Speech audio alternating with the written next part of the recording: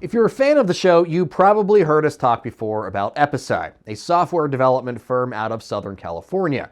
It's been a big year for the startup. In May, it was part of an effort that put Secretary of the Air Force Frank Kendall in the cockpit of an AI-piloted F-16 for a capabilities demonstration. And in June, it was acquired by Merlin, a Boston-based company also working in the AI agent arena. And recently, the tech wizards took part in Silent Swarm 2024, where they took their AI pilot out of the air and put it in the captain's seat on the water at the Alpena Combat Readiness Center in Michigan. The annual exercise featured around 60 technologies and more than 500 participants. For EpiSci, it was a chance to test the capabilities of its tech in a contested environment. In coach speak, it was essentially offense on defense in a maritime battle space.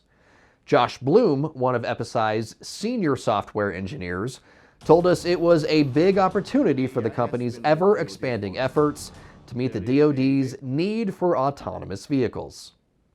Having the ability to really scale up to 6 boats at Silent Swarm. We've since scaled up to 10 boats in testing. And they've done this in a matter of like 6 months. They've gone from no boats all the way to being able to manufacture. They've got 15 right now. So just getting out on the water and actually testing in these kind of realistic environments is something that really hasn't been done before this.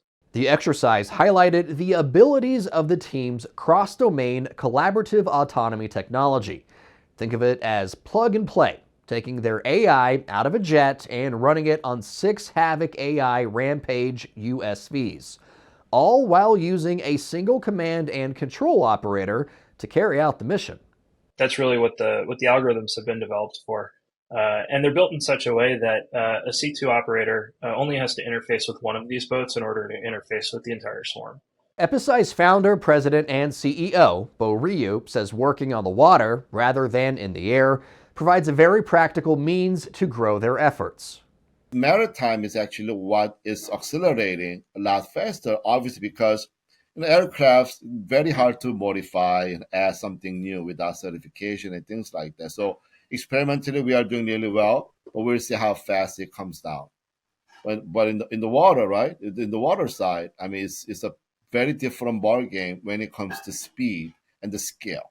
As the DoD continues to reshape its forces for potential conflicts with near-peer adversaries, speed and scale are at the top of the list when it comes to bolstering America's defense efforts.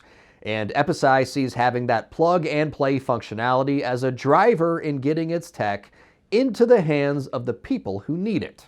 They cannot deal with 10 different autonomy solutions. It's just a nightmare.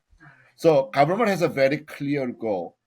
Can they find a vendor, a technology or solution that can rapidly adapt to a new platform, right? Without waiting for 6 months, Can we do it in 2 weeks, 4 weeks, right? 1 week, right? When they change it, right?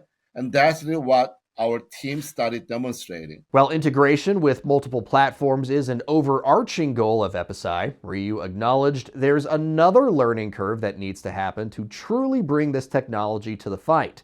And that's the human aspect of it all.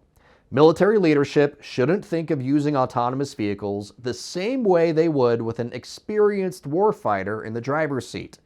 He says it's going to take a recalibration of risk assessment to meet specific objectives, since threats can now be addressed in ways they never could with lives at stake.